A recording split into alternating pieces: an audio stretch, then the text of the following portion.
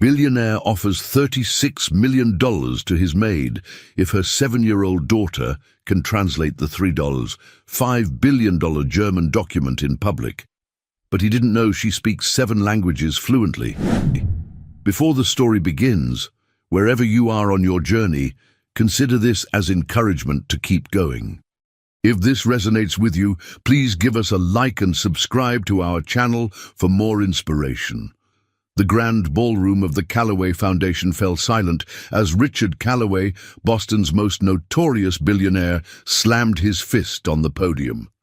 His steel-gray eyes narrowed as he scanned the crowd of executives and socialites. $3.5 billion, he announced, his voice cutting through the tension. That's what's at stake, and I need someone who can translate this document tonight. He held up a weathered folder with German text visible on its yellowed pages. In the back of the room, Sarah Mitchell froze, spray bottle in hand. As part of the cleaning staff, she was supposed to be invisible, refreshing flower arrangements and collecting discarded champagne flutes. Now, all she could do was stare at the document that could change everything. I'm offering $36 million, Callaway continued, to anyone who can accurately translate this document by tomorrow morning. The only condition, it must be done publicly, right here, witnessed by everyone. The crowd murmured excitedly. Executives reached for phones, presumably to call translators. What's the catch, Richard? Called out Victor Reynolds, Callaway's longtime rival and CEO of Reynolds Enterprises. Callaway's thin lips curled into a smile. The document is in an obscure German dialect. 3 professional translators have already failed. I need someone exceptional. Sarah's heart pounded against her ribs. Her 7-year-old daughter, Lily, spoke 7 languages fluently, including 3 German dialects. It was their precious secret, one they'd kept hidden from the world after too many scientists had wanted to study the child phenomenon. As the elite of Boston society networked frantically, Sarah slipped into the service hallway and pulled out her phone with trembling hands. $36 million would mean Lily could go to any college, would mean they could leave their tiny apartment, would mean the end of working 3 jobs just to make ends meet. But it would also mean exposing Lily to exactly the kind of attention they'd been avoiding. "Mom," Lily's sweet voice answered. She was with Mrs. Jenkins, their elderly neighbor, who watched her while Sarah worked nights. "Sweetheart," Sarah whispered, her voice catching. "Remember how we talked about your special gift, I think it's time to use it." As she explained the situation, Sarah felt a presence behind her. Turning slowly, she found herself face to face with Sophia Lang, Callaway's razor-sharp assistant. "The cleaning staff isn't permitted to use phones during events," Sophia said coldly, her immaculate red suit as intimidating as armor. "I'm sorry, it's my daughter. Mr. Callaway doesn't care about your personal problems. Return to work or return your uniform." Sarah nodded, ending the call. But as Sophia turned to leave, Sarah gathered all her courage. "Ms. Lang," she called out, "I might know someone who can translate that document."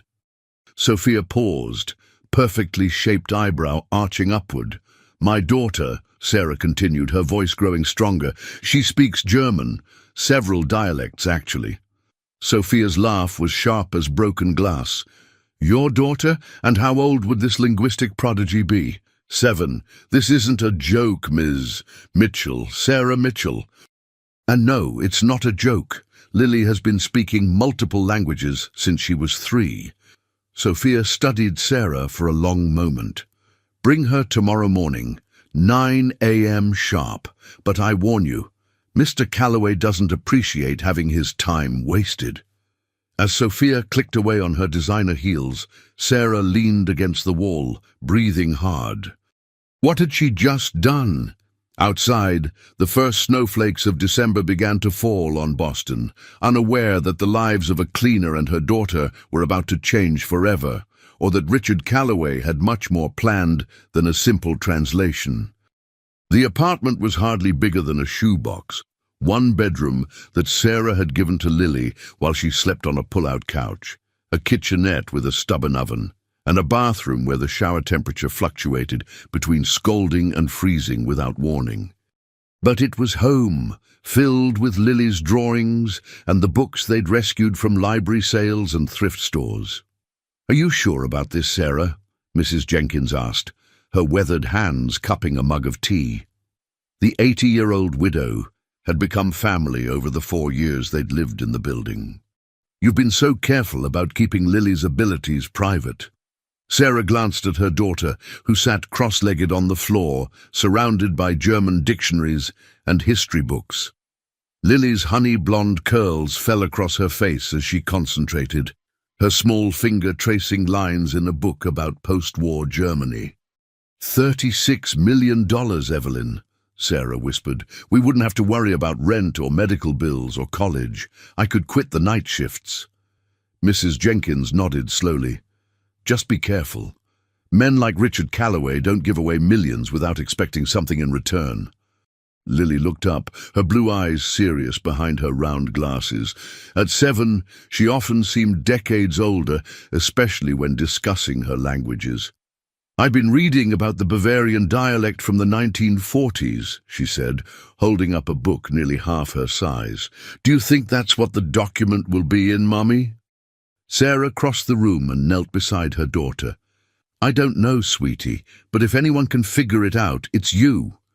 "Will there be a lot of people watching?"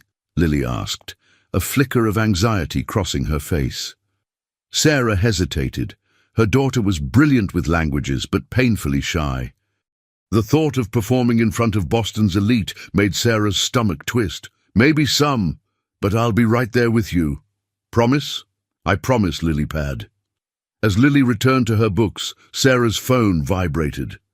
An unknown number had texted an address, Calloway's personal penthouse, not the foundation building, along with instructions to arrive at 8:30 a.m., not 9. "Change of plans," the message read. "Private meeting before the public translation." Sarah showed Mrs. Jenkins the text. "This doesn't feel right." "No, it doesn't," the older woman agreed. "Let me make a call. My nephew David is a lawyer. Nothing fancy, but he knows his stuff. He should be there with you." "We can't afford—" "This isn't about money, Sarah. This is about protecting that little girl." While Mrs. Jenkins called her nephew, Sarah packed Lily's backpack, dictionaries, notebooks, her favorite stuffed rabbit for comfort. She added the worn photo of herself holding newborn Lily, her ex-husband Jack, conspicuously cut out of the picture. He had walked out when Lily was 2, overwhelmed by the responsibility of a child who could already speak 3 languages and seemed to absorb new ones effortlessly. That night, as snow continued to fall outside their window, Sarah lay awake on the couch, listening to Lily's steady breathing from the bedroom. Tomorrow could change everything. But as dawn approached, Sarah couldn't shake the feeling that Richard Calloway's offer wasn't about a translation at all. The question that kept her awake was simple. What did a billionaire really want with her 7-year-old daughter? The Calloway Tower dominated the Boston skyline, 88 floors of gleaming glass and steel that seemed to pierce the clouds. Sarah stood at its base, holding Lily's hand tightly while Mrs. Jenkins' nephew David spoke quietly on his phone beside them. "I've made some inquiries," David said, pocketing his phone. His rumpled suit and kind eyes made him seem more like a high school teacher than a lawyer. "This document Calloway wants translated, it's been quite the mystery in financial circles. Supposedly contains ownership details for properties seized during World War II. Why would he offer so much money for a translation?" Sarah asked, watching Lily adjust her backpack straps. The child had insisted on wearing her professional outfit, a navy blue dress with white collar, white tights, and shiny black shoes they'd found at a consignment shop. "That's the $36 million question," David replied. "Remember, if anything feels wrong, we leave immediately. I've prepared a simple contract protecting Lily's rights and ensuring payment if she successfully translates the document. The elevator to the penthouse required a security key, which was provided by a stone-faced guard who escorted them upward. Lily pressed her face against the glass wall, watching Boston shrink beneath them. "Look, Mommy," she whispered in French, one of their secret languages. "Everyone looks like ants." "Stay close to me," Sarah replied in the same language. "Remember what we practiced." The elevator doors opened directly into Calloway's penthouse, a sprawling expanse of marble, glass, and priceless art. Richard Calloway stood by floor-to-ceiling windows, his back to them, while Sophia Lang tapped at a tablet nearby. "Mr. Calloway," Sophia announced, "Sarah Mitchell, her daughter, and—" She glanced at David questioningly. "David Jenkins, attorney," he supplied, stepping forward with an extended hand. Calloway turned slowly. In person, he was more imposing than his photographs, tall and lean, with silver hair and eyes the color of a winter sky. He ignored David's hand, focusing instead on Lily. "This is your translator?"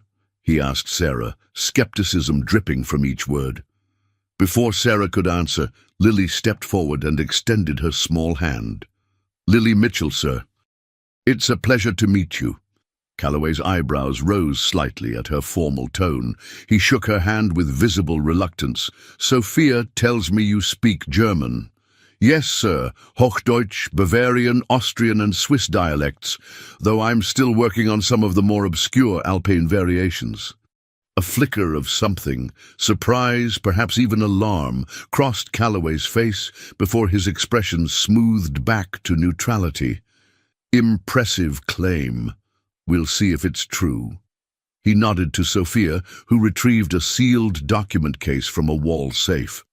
"Before we proceed to the public demonstration, I want a private assessment of your abilities." David stepped forward. "We agreed to a public translation, Mr. Calloway. That was the condition for the reward." "The reward is for the public translation," Calloway corrected. "This is merely verification." Sarah exchanged glances with David, who gave a slight nod. They had anticipated this. "First," David said, "we have a standard agreement to protect both parties." He extended a document. "It ensures Lily receives compensation for her services and protects her intellectual property rights." Calloway didn't take the paper. "Unnecessary. My word is sufficient." "With respect, sir," Sarah said, finding her voice, "your word might be golden in business circles, but we're just regular people looking for proper protection." A tense silence followed. Calloway studied Sarah with new interest, as though seeing her for the first time. "You're the cleaner from last night," he stated. "I didn't recognize you without the uniform." "Yes, sir. I work for Executive Cleaning Services. We maintain your foundation building." His eyes narrowed slightly. "And how does a cleaner's daughter come to speak multiple languages?"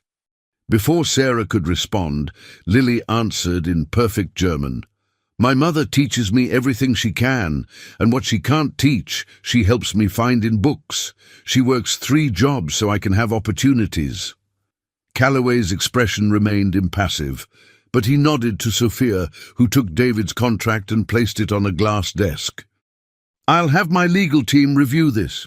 In the meantime, let's see what the child can do." As Sophia removed a single page from the case, Sarah felt a chill that had nothing to do with the penthouse's air conditioning. Whatever was happening here went beyond a simple translation, and for the first time she wondered if $36 million was worth the risk they were taking. The document in front of Lily was a single page of brittle yellowed paper covered in dense German text. Sarah recognized enough to know it was indeed a German dialect, but the handwriting was cramped and difficult, the ink faded in places. Lily studied it with surprising composure, occasionally referencing a small notebook she'd brought. Calloway watched her intently, his fingers steepled beneath his chin. "This is Bavarian German from the mid-1940s, Lily said finally, looking up, "but it uses some legal terminology specific to the period, and there are references to places using their wartime names." Calloway's expression remained neutral, but his knuckles whitened as he pressed his fingertips together more firmly. "Can you translate it or not?" "I can," Lily said, "but I have a question first." "A question?" Calloway's tone suggested questions weren't typically allowed in his presence. Lily nodded, unintimidated. "This document mentions the Hoffman collection multiple times. Is that what this is about, the art collection that disappeared after the war?" A sharp intake of breath from Sophia was the only indication that Lily had struck a nerve. Calloway's face remained expressionless. "The contents are irrelevant to your task," he said flatly. "Your job is to translate, not interpret." David leaned forward.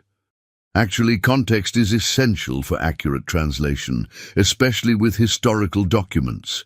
If Lily understands what she's translating, she'll do a better job." "The Hoffman collection," Calloway said after a pause, "was one of the most valuable private art collections in pre-war Europe. Over 400 masterpieces, valued today at approximately $3.5 billion. This document potentially reveals its location." Sarah felt a wave of unease. Art stolen during wartime was a complex legal issue, with ownership claims often disputed decades later. "Potentially?" David asked. "Two previous translators provided." "Unsatisfactory results," Sophia interjected. "The dialect and terminology proved challenging. Or perhaps they translated it correctly, but not to your liking," David suggested. The temperature in the room seemed to drop several degrees as Calloway fixed David with an icy stare. "I suggest you remember why you're here, Mr. Jenkins." Before tensions could escalate further, Lily spoke up, her finger tracing a line in the document. "This part describes a transfer of ownership. It says the collection was moved from Munich to—" She frowned, consulting her notebook. "A place called Adlernest. That translates to Eagle's Nest, but it's not referring to Hitler's retreat. It's a code name for another location." Calloway's attention snapped back to Lily. "Continue." "The document authorizes someone named Klaus Weber to transport the collection to this Adlernest location and establishes him as I think the closest English term would be custodian of the collection until the rightful owner could reclaim it." "And who is named as the rightful owner?" Calloway asked, his voice unnaturally calm. Lily studied the document carefully. "It's complicated. There's a reference to the surviving Hoffman heir, but no specific name. There's also mention of a second document that contains the full details of ownership and the exact location of Adlernest." Something flashed in Calloway's eyes, frustration, perhaps even anger. He stood abruptly and walked to the windows, staring out at the Boston skyline. "Mr. Calloway," Sarah said cautiously, "if this is about recovering stolen art—" "It's about rightful ownership," he cut in. "My grandmother was Elizabeth Hoffman. The collection belonged to her family before it was seized." A tense silence filled the room. Sarah noticed how Sophia was watching Calloway with an expression that wasn't entirely professional, concern perhaps, or something deeper. "There's more," Lily said, still studying the page. "A sentence here about Die zweite Tochter, the second daughter. It says she would recognize the true location of Adlernest because it was her special place." Calloway turned sharply. "What else does it say about the second daughter?" Lily shook her head. "Nothing else on this page. Is there another part to this document?" "Yes," Calloway admitted, "but it hasn't been located yet. This page was found among my grandmother's possessions after she died last year." Sarah felt the weight of history pressing down on them in that luxurious penthouse. What had seemed like a straightforward, if unusual, opportunity for financial security now felt like stepping into the middle of a decades-old mystery. "I think Lily has demonstrated her abilities," David said, standing. "If you're satisfied, we should discuss the public translation scheduled for today." Calloway nodded slowly, his gaze still fixed on Lily. "Yes, she'll do. The public translation will take place at noon at the Foundation building. The original document will remain secure. A certified copy will be provided. As they prepared to leave, Calloway approached Lily directly. "You have an extraordinary gift, young lady. Your mother must be very proud." "She is," Lily said, taking Sarah's hand. "But she always tells me that being kind is more important than being smart." For the first time, Calloway smiled, a small, tight expression that didn't reach his eyes. "An admirable sentiment.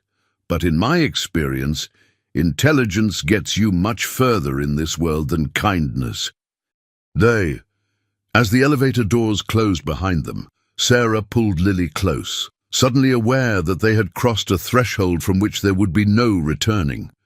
The translation would happen publicly, as agreed, but Sarah couldn't shake the feeling that Richard Calloway wasn't telling them everything about the document, or why he was really willing to pay $36 million to have it translated.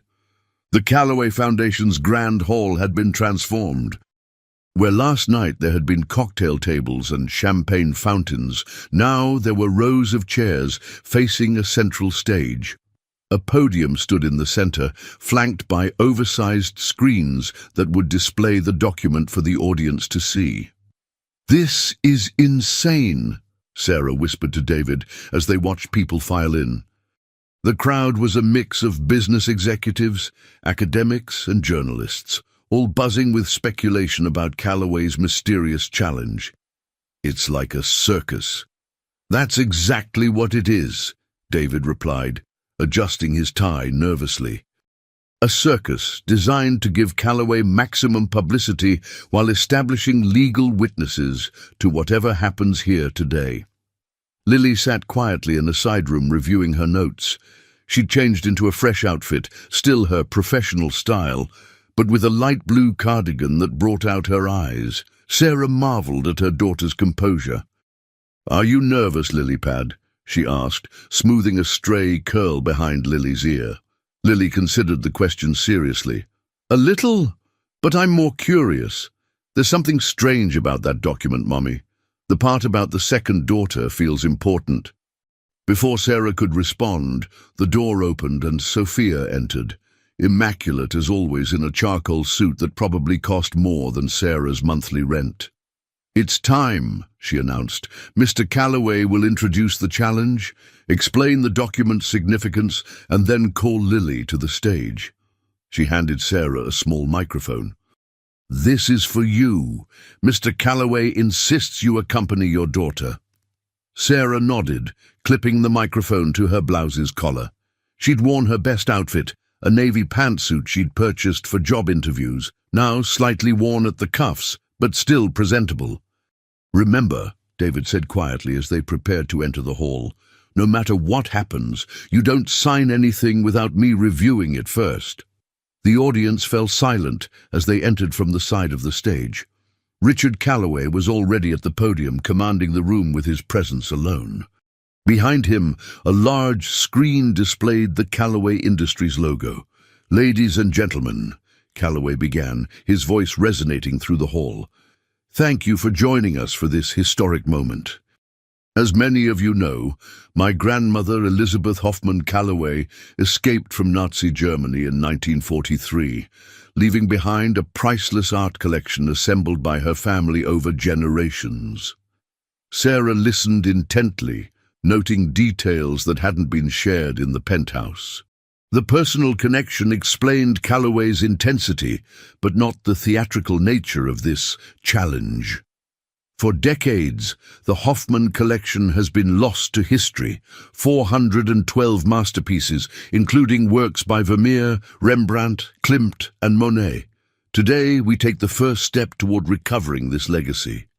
Niall, the screen behind him changed to display the document, a high-resolution scan that revealed every crease and stain of the aged paper.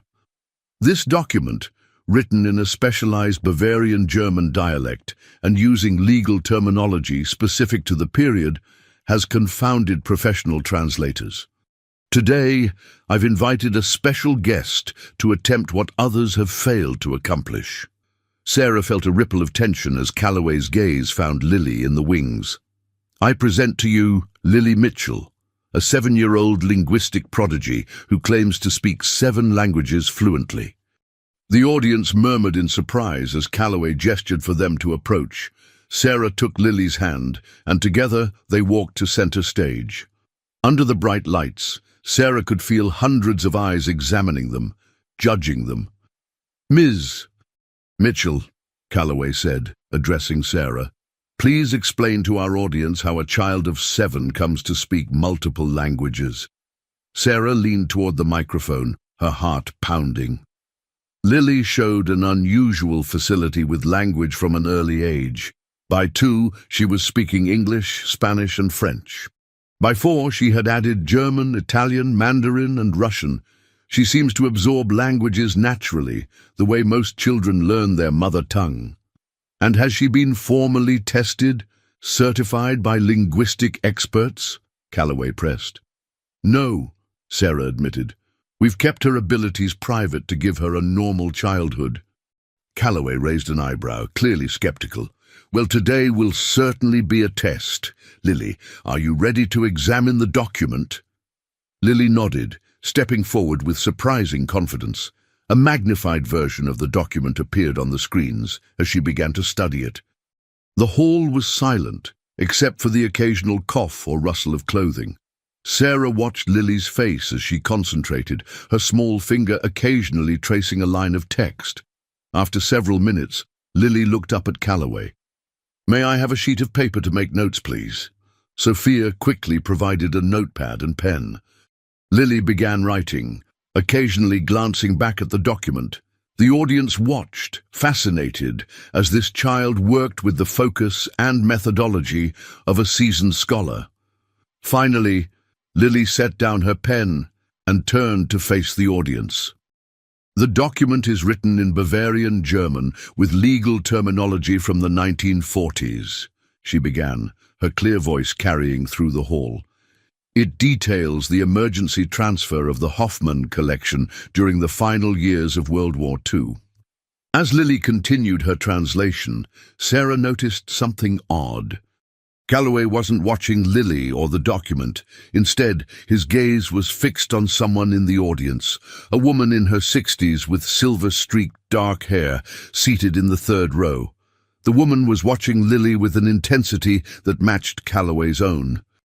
The collection was moved to a location codenamed Adlernest, Lily was saying, under the custodianship of Klaus Weber until the rightful heir could claim it. The document specifically mentions the 2nd daughter as someone who would recognize the true location of Adlernest. At those words, the silver-haired woman visibly stiffened. Sarah's instincts flared. Something was happening here beyond a simple translation, something that Calloway had orchestrated very carefully. The document further states, Lily continued, her voice steady despite the tension palpable in the room, that proof of identity would be required for any claimant. This proof is described as the key that only the 2nd daughter would recognize. Calloway's attention remained fixed on the silver-haired woman, whose composure was visibly cracking. She clutched her handbag tightly, knuckles white against the leather. "There's a specific phrase here," Lily said, frowning slightly as she consulted her notes. "It's unusual, almost like a code. Der Schwan singt nur einmal. The swan sings only once." A sharp intake of breath from the audience drew Sarah's attention back to the silver-haired woman who was now standing, her face pale. "This is preposterous," the woman declared, her accented voice carrying through the hall. "Richard, what game are you playing?" Calloway's smile was cold. "No game, Aunt Margot, just seeking the truth. Please, join us on stage." The audience buzzed with excitement as the woman made her way to the stage, her movements stiff with anger or fear, perhaps both. Up close, Sarah could see the family resemblance between her and Calloway, the same sharp cheekbones, the same penetrating eyes. "Ladies and gentlemen," Calloway announced. "Allow me to introduce Margot Weber, daughter of Klaus Weber, the man named in this document," and he paused significantly, "my grandmother's younger sister." Gasps rippled through the audience. The journalists were frantically taking notes. "This is a private family matter," Margot hissed, though her microphone carried her words to every corner of the room. "A $3.5 billion family matter," Calloway corrected, "one that's remained unresolved for too long." Sarah's protective instincts flared. Whatever family drama was unfolding, Lily had been drawn into it without their knowledge. She stepped closer to her daughter, placing a hand on her shoulder. "Ms. Weber," Calloway continued, his voice hardening, "for decades you've claimed to have no knowledge of the Hoffman collection's whereabouts. Yet this document clearly indicates your father was its custodian, and that the second daughter, my grandmother's sister, would know its location." "My father was many things," Margot replied, her voice tight with emotion, "but he was not a thief. The collection was moved to protect it from the Nazis. And after the war? Why wasn't it returned to my grandmother, the rightful heir?" "Because she wasn't the rightful heir." Margot's voice rose sharply.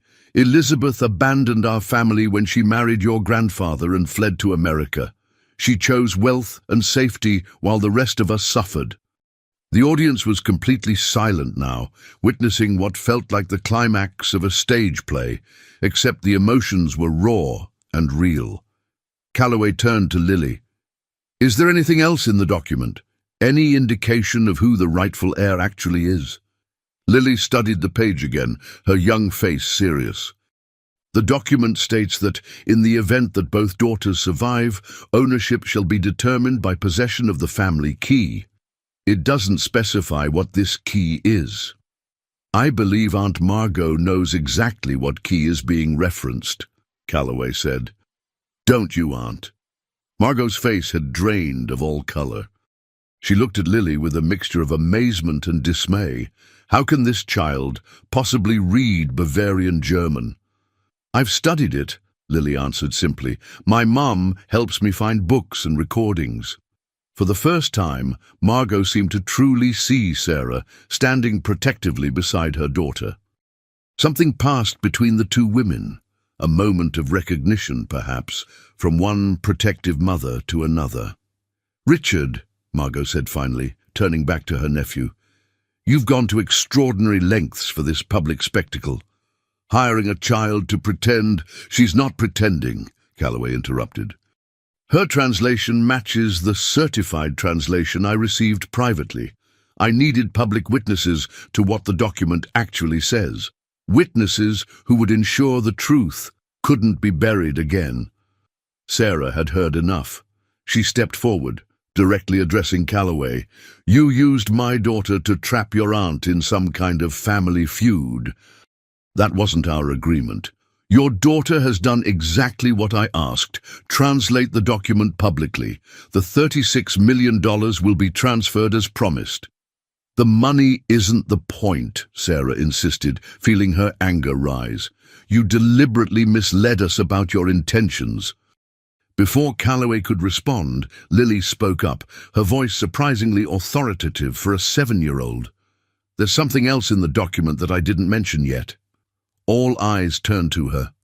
"The document has a watermark," she said. "It's faint, but when I was studying it closely, I could see it, a small swan design in the upper right corner." Calloway frowned.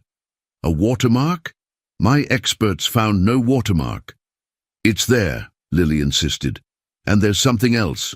The phrase, Der Schwan singt nur einmal, it's not just a saying. The letters SCHWAN are bold, very slightly, but deliberately. It's a code within the text." The hall erupted in murmurs as Calloway examined the projected document more closely. Margot Weber had gone completely still, her eyes fixed on Lily with an expression Sarah couldn't quite interpret. "Clever child," Margot whispered, almost to herself. Then louder, "The swan, always the swan." "What does it mean?" Calloway demanded. Margot reached into her handbag and withdrew a small object, an antique silver brooch in the shape of a swan. "This is the key, Richard. The key that only the second daughter would recognize. My father gave it to me before he died, but he never told me what it unlocked." As Margot held up the brooch, sunlight streaming through the hall's windows caught its surface, revealing tiny engravings along the swan's wings. Numbers, perhaps coordinates. In that moment, Sarah realized that the translation had been only the beginning. Whatever Calloway had set in motion would not end with Lily's work today. The mystery of the Hoffman collection was unraveling before her eyes, and somehow she and her 7-year-old daughter had become entangled in a decades-old web of family secrets, lost treasures, and unresolved betrayals. The implications hung in the air like storm clouds gathering on the horizon. The Calloway Foundation Hall buzzed with excitement.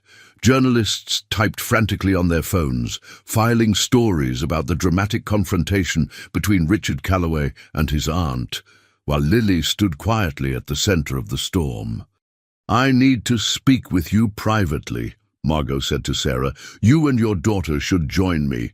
"Absolutely not," Calloway interjected. "Whatever you have to say can be said here." David stepped forward. "Mr. Calloway, you promised $36 million for Lily's services, which she has provided." "The money will be transferred today," Calloway said dismissively. "The child deserves to know the full story," Margot insisted, her eyes fixed on Lily. Sarah held her daughter protectively. "We're not interested in family feuds. We came for the translation job." "But, Mom," Lily said, "don't you want to know what the swan means?" Sophia approached with a tablet.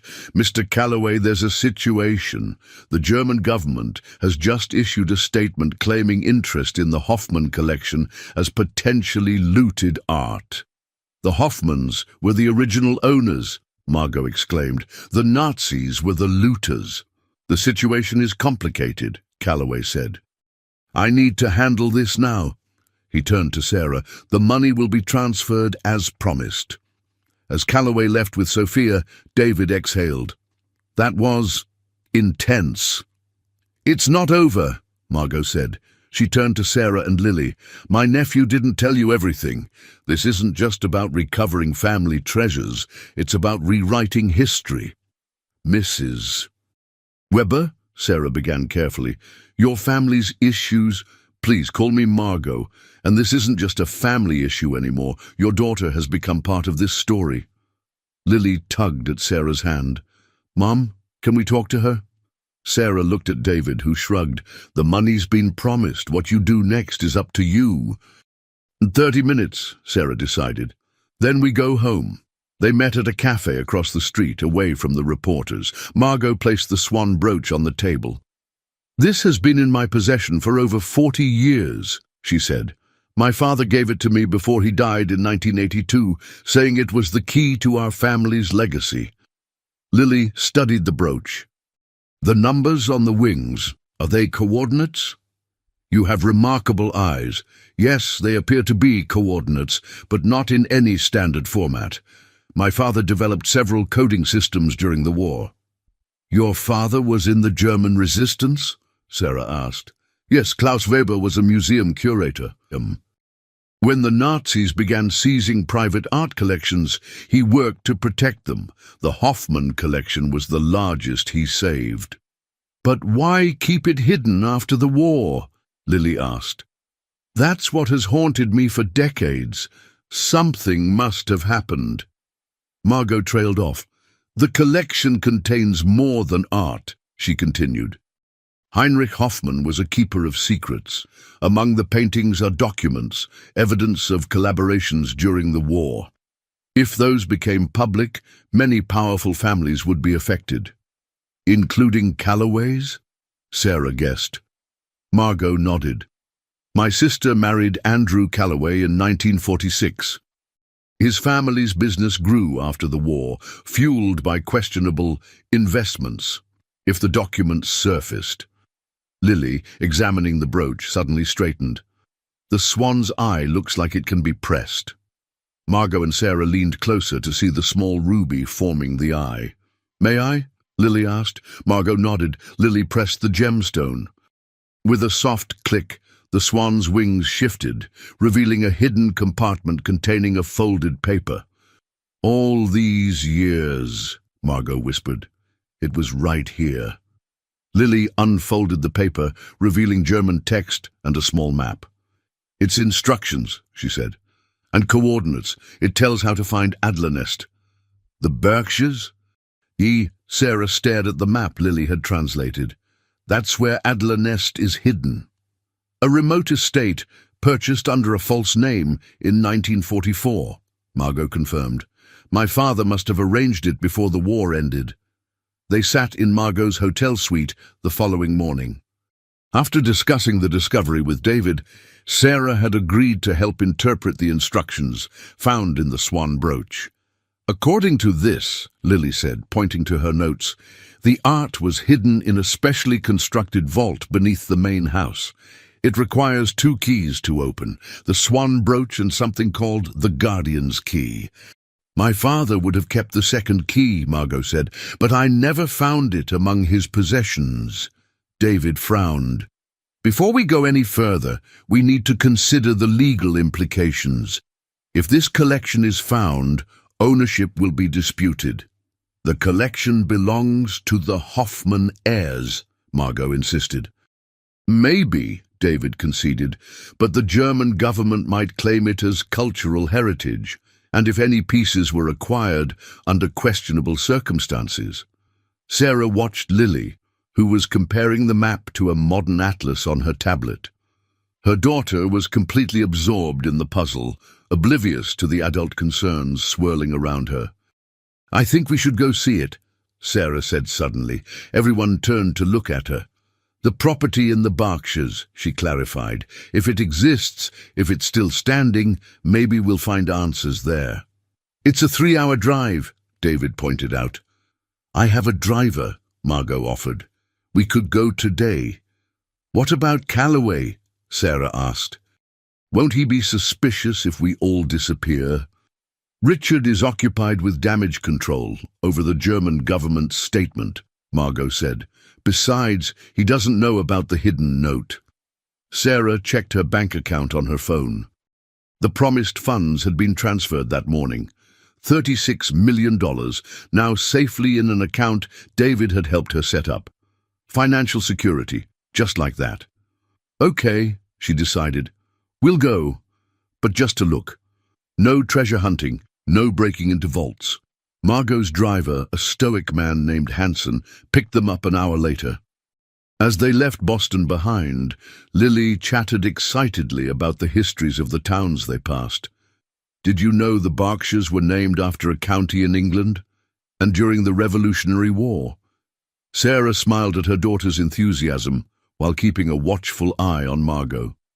The elderly woman seemed energized by the discovery and the prospect of finally solving her family's mystery, but Sarah noticed how she occasionally pressed a hand to her chest, how her breathing sometimes became labored. "How long has Richard been searching for the collection?" Sarah asked. Margot sighed. "Decades. My sister Elizabeth, his grandmother, told him stories about it when he was a boy. After she died last year, he found the first document among her things." "Did she know where the collection was hidden?" "I don't believe so. Elizabeth left Germany in 1943, before our father moved the collection. She never spoke to him again." Sarah sensed old pain in those words. "You and your sister weren't close." "Once we were inseparable," Margot said softly. "But war changes people. Elizabeth chose safety in America with Andrew Calloway. I stayed with our father, helping him with his resistance work." "You were just children," Sarah said, doing the math. "Teenagers. I was 15 when the war ended, old enough to understand what was happening, young enough to still believe in heroes." Margot stared out the window. "My father was my hero." As they drove deeper into the Berkshires, the road narrowed and wound through increasingly dense forest. Autumn had painted the landscape in brilliant reds and golds, a stark contrast to the dark history they were pursuing. "According to the map," Lily said, "we should turn onto a private road soon." Hansen slowed the car, scanning the tree line. "There," he said, pointing to a nearly invisible break in the forest. "It's overgrown, but there's a road." The car bumped along the neglected drive for nearly a mile before the trees opened up to reveal a clearing. In the center stood a house, or what remained of one. The two-story structure had clearly been grand once, but decades of abandonment had taken their toll. The roof had partially collapsed, and nature was reclaiming the walls. "Adler nest," Margot whispered. "The eagle's nest." The abandoned estate stood silent in the clearing, as if waiting for them. Hansen parked near what had once been a formal garden, now overgrown with wildflowers and saplings. "Stay in the car," Sarah told Lily firmly. "David and I will check if it's safe. But, Mom, no arguments. That building could collapse any minute." Lily reluctantly agreed, though her disappointment was evident. Sarah and David approached the house cautiously, while Margot and Hansen surveyed the property from a distance. "The foundation seems solid," David noted, as they peered through a broken window, "but the interior has significant water damage." Inside, they could see a grand staircase leading to the second floor, though several steps had rotted away. Furniture remained in place, covered in dust and decay. Once elegant chairs and tables, now home to generations of mice and insects. "I don't see any signs of recent visitors," Sarah said. "If there's valuable art hidden here, wouldn't someone have looked before?" "Maybe they didn't know where to look," David suggested. "According to Lily's translation, there's a vault beneath the house. The entrance could be hidden." They made their way carefully around the perimeter. At the back of the house, partially concealed by overgrown rhododendrons, they discovered a cellar entrance. The heavy wooden doors were secured with a rusted padlock. "Should we break it?" Sarah asked. David examined the lock. "It's old, but it's been oiled recently. Someone's been here." They returned to the car, where Lily was practically bouncing with impatience. "Did you find anything? Is there a secret entrance? Did you see any paintings?" "The house is still standing, but it's not safe to explore," Sarah told her. "And the cellar is locked." Margot had been silent, staring at the house with a faraway expression. Now she turned to them. "I've been here before," she said quietly. "What?" Sarah asked. "When?" "When I was very young, perhaps 5 or 6. My father brought us here, Elizabeth and me. He called it our American adventure." Do you remember anything about the house? Any details that might help us find the vault?" Margot closed her eyes, concentrating. There was a room, a study with a large map on the wall, and beneath the map, her eyes snapped open, a fireplace with a swan carved into the mantel. "That could be the entrance to the vault," David said. Sarah was about to respond when she noticed a cloud of dust rising from the road they'd arrived on. "Someone's coming!" Hansen quickly moved their car behind the house, out of sight from the driveway. They watched as a black SUV approached, coming to a stop where they had been parked moments before. Richard Calloway stepped out, followed by Sophia and 2 men in dark suits. "How did he find us?" Sarah whispered. "GPS tracking on my phone, perhaps," Margot suggested. "Or he had me followed." "What do we do?" David asked. "We can't just hide here." Sarah made a quick decision. "David, stay with Lily. Margot and I will talk to Richard. We have as much right to be here as he does." Despite Lily's protests, Sarah and Margot walked around the house to meet Calloway.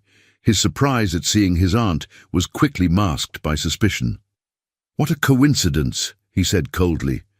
"Taking in the autumn scenery, Aunt Margot?"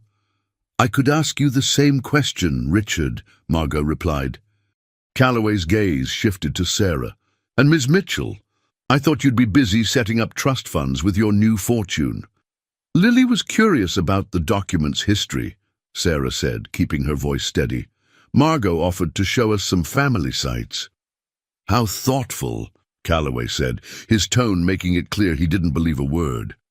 And this abandoned property caught your interest because it belongs to my family, Margot said firmly. My father purchased it under a false name during the war. Calloway smiled thinly. Actually, it belongs to Calloway Industries. I acquired it 10 years ago when researching my grandmother's history. The previous owners had no idea of its significance. Sophia stepped forward. Mr. Calloway, we should begin the survey. Survey? Sarah asked. Yes, Calloway replied. My team is here to assess the structural integrity of the house before we begin a more thorough investigation. I assume that's why you're here as well. You knew about this place all along, Margot accused her nephew, anger flashing in her eyes. You've owned it for 10 years and said nothing to me. Calloway adjusted his expensive coat against the autumn chill. I had no obligation to tell you anything, Aunt Margot. Besides, I had no proof the collection was hidden here until yesterday.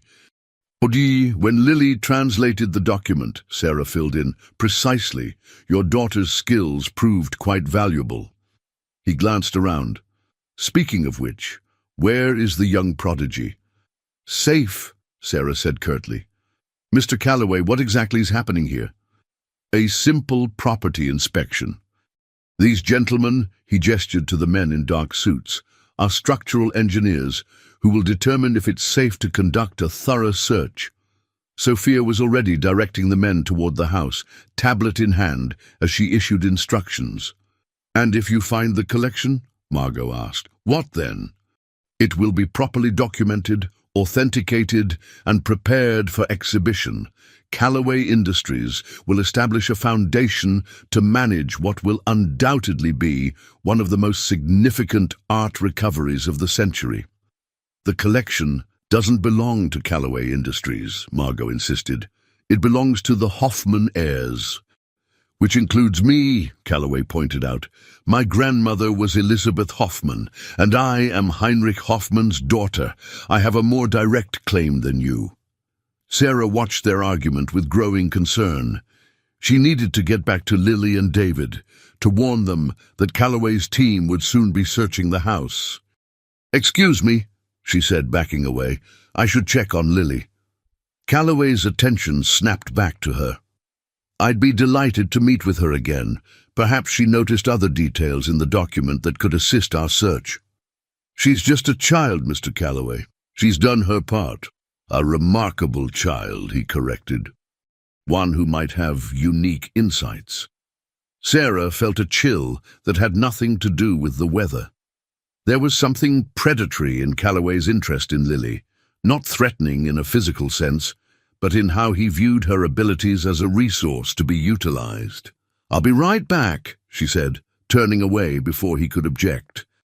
She hurried around the house to find David and Lily examining the cellar doors. Calloway's here with a team, she warned them. They're going to search the house. The lock is new, Lily told her, pointing to the padlock. Someone's been here recently. Calloway, David surmised. He admitted he's owned the property for years. We need to get inside before they do, Lily insisted. The map showed a study with a fireplace. That's where the entrance to the vault is hidden. Absolutely not, Sarah said. The house isn't safe, and Calloway's people will be inside any minute. Lily's face fell. But, Mom, we're so close. All those paintings, the history, are not worth risking your safety, Sarah finished firmly. We should leave now while Calloway is distracted with Margot. David checked his phone. No signal out here. If something went wrong. A crash from inside the house made them all jump. It was followed by shouting, Calloway's voice, then Margot's, both raised in anger. Something's happening, David said, already moving toward the front of the house. They rounded the corner to find Margot and Calloway facing off on what remained of the front porch. One of the engineers had apparently fallen through a rotted section of flooring. This is exactly why the search needs professional oversight, Calloway was saying. The structure is compromised. Your concern for safety would be more convincing if you hadn't been secretly planning this for years, Margot shot back. As the adults argued, Sarah felt Lily's hand slip from hers. She turned to see her daughter quietly making her way to a ground-floor window that had been cleared of debris.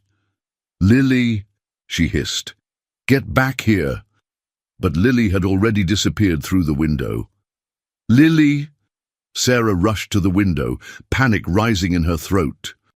Through the dusty glass, she could see her daughter's small figure moving purposefully across what had once been a grand entryway.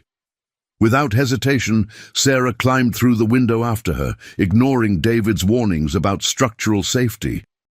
The floorboards creaked ominously beneath her feet, and the air inside was thick with dust and the musty smell of decay.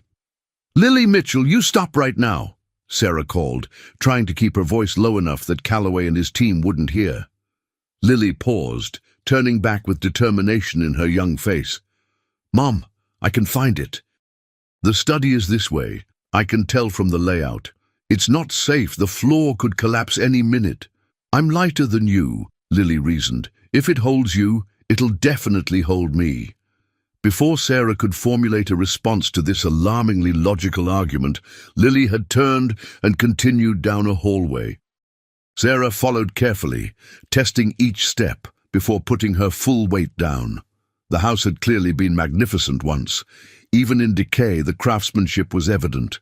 Intricate moldings around doorways, built-in bookshelves lining the walls, and ornate light fixtures hanging precariously from cracked ceilings.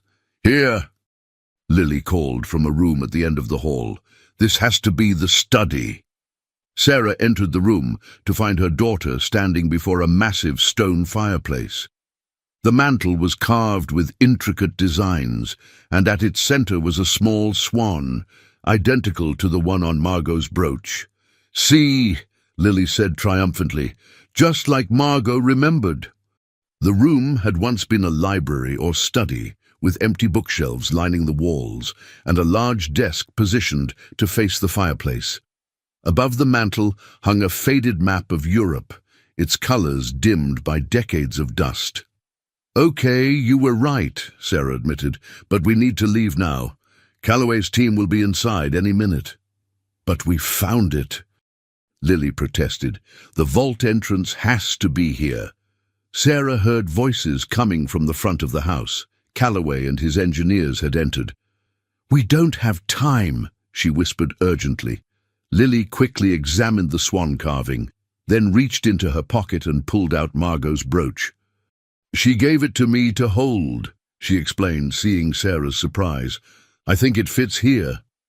Before Sarah could stop her, Lily pressed the brooch against the carved swan. Nothing happened. "It needs to be turned," Lily muttered, rotating the brooch clockwise. A soft click echoed through the room, and a section of the stone hearth swung inward, revealing a dark passage with stairs leading down. "I knew it!" Lily whispered excitedly. Sarah stared in disbelief. "Lily, we can't go down there." "Mom, this is what we came for. The collection could be down there just waiting to be found." The voices were getting closer. Calloway was instructing his team to check each room systematically. "Ms. Mitchell," Calloway called, "are you in here? I saw you enter the building." Sarah made a split-second decision. "Down the stairs quickly, but stay right behind me." They slipped into the passage, pulling the stone door nearly closed behind them. In the darkness, Sarah fumbled for her phone, activating its flashlight. The stairs descended steeply into what appeared to be a reinforced basement. Unlike the decaying house above, this space had been constructed to last, concrete walls and floor, with a heavy steel door at the bottom of the stairs. "There's another lock," Lily whispered, pointing to a keyhole in the center of the door. "The Guardian's key," Sarah remembered. "We don't have it." "Maybe we don't need it," Lily suggested. She examined the door carefully. "Look, there's a swan engraved here too."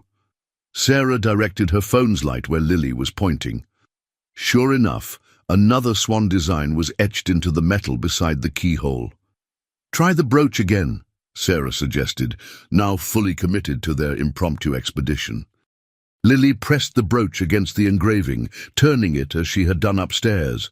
Another click, softer this time, and the door swung inward on surprisingly well-oiled hinges. Light suddenly flooded the passage, not from Sarah's phone, but from the room beyond. Motion-activated LED lights illuminated what appeared to be a climate-controlled vault. And inside, arranged on racks and shelves lining the walls, was the Hoffman collection. Hundreds of paintings, sculptures and display cases containing smaller artifacts, all in pristine condition. "Oh my God," Sarah breathed. "It's all here." "It's magnificent," Lily whispered, staring wide-eyed at the treasures surrounding them. The vault was larger than Sarah had expected, perhaps 50 feet square, with art arranged in neat rows.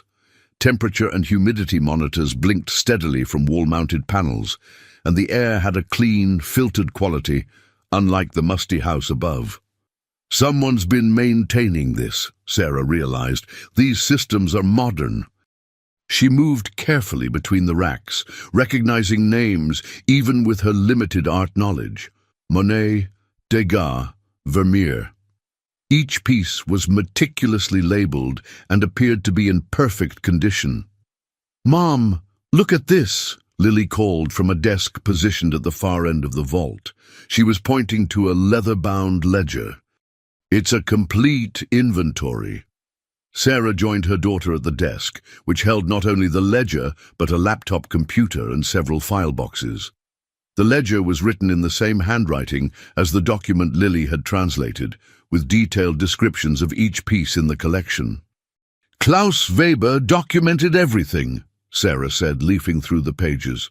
"Provenance, condition, original owners." "Original owners?" a voice said from the vault entrance. They turned to see Margot standing in the doorway, leaning heavily on her cane. "My father always intended to return the art to the families it was taken from." She entered slowly, her eyes filling with tears as she took in the collection. "He did it. He saved them all." "How did you find us?" Sarah asked. "I saw you follow Lily into the house," Margot explained. "When Richard began searching room by room, I slipped away." She approached the desk, running her fingers reverently over the ledger. "This is my father's handwriting. He kept records of everyone the Nazis took art from," Lily said, pointing to columns in the ledger. "And look, there are notes about contacting the families after the war." Margot nodded, tears now flowing freely. That was always his plan, to protect the art until it could be safely returned. "Then why wasn't it?" Sarah asked gently. "I think I know," Margot said, turning to a computer on the desk. "May I?" Sarah nodded, and Margot sat down, starting the computer. It came to life without requiring a password. "Someone's been here recently," Sarah noted again. "Yes," Margot agreed, opening a folder labeled Klaus Weber, Personal Journal. "Someone who wanted the truth preserved." A video file appeared on screen, an elderly man with Margot's eyes and strong features sitting in what appeared to be this very vault, decades younger. "My father," Margot whispered. She clicked play. "If you are watching this," the man began in accented English, "then the Hoffman collection has finally been found. I am Klaus Weber, and this is my confession." The three of them watched in silence as Klaus explained how he had saved the collection from Nazi confiscation, transporting it piece by piece to America with the help of sympathetic officials. He described creating Adlernest as a safe haven, designed to preserve the art until Europe stabilized after the war. "But when peace came," Klaus continued, "I discovered something terrible. Many of the families who had owned these treasures were gone, murdered in the camps, their lineages erased. And those who survived faced new threats. The Soviet occupation of Eastern Europe made restitution impossible for many, while opportunistic claims emerged from those who had collaborated with the regime." Klaus looked directly into the camera. I made a choice. I would keep the collection safe until true justice was possible. I established a foundation, funded by my own resources, to maintain this vault and continue researching the rightful heirs. The foundation, Margot breathed. That's how this place has been maintained all these years. The video continued with Klaus addressing his daughters directly. Elizabeth, Margot, if either of you is watching this, know that I entrusted this legacy to both of you. The swan brooch and the guardian's key, separated for safety, must be reunited to open the vault. The collection does not belong to us. It belongs to history and to the families who lost so much. Use it to heal, not to profit. As the video ended, Margot wiped her tears. Now I understand. The guardian's key must have gone to Elizabeth, while I received the swan. But who's been maintaining this place? Sarah wondered. The computers are modern. The preservation systems are running. The answer came in the form of footsteps on the stairs. They turned to see Sophia Lang entering the vault, followed by Richard Calloway. I have, Sophia said simply, for the past 15 years. Sophia? Calloway looked as surprised as the rest of them. What are you talking about? Klaus Weber was my grandfather, she explained. My mother was his assistant after the war.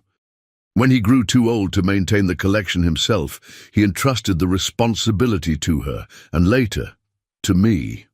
You knew about this place all along, Calloway said, his voice dangerously quiet. You've worked for me for 7 years, knowing I was searching for the collection. I was watching you, Sophia corrected. Making sure you didn't find it until the right time, until we could be certain of your intentions. Calloway's face darkened with anger. My intentions? This collection is worth billions. It belongs to the Hoffman heirs. To me. No, Richard, Margot said firmly. It belongs to the families it was taken from, just as my father always intended. Sarah watched as understanding dawned on Calloway's face. The realization that the treasure he had sought for so long was slipping from his grasp. The world should know what's here, Lily said, her young voice cutting through the tension. Not just for the art, but for the history, for the truth. Lie. As the adults looked at this remarkable child, the path forward suddenly became clear. The Hoffman collection would finally emerge from hiding, not as one man's trophy, but as a testament to survival, justice, and the power of a secret kept for the right reasons.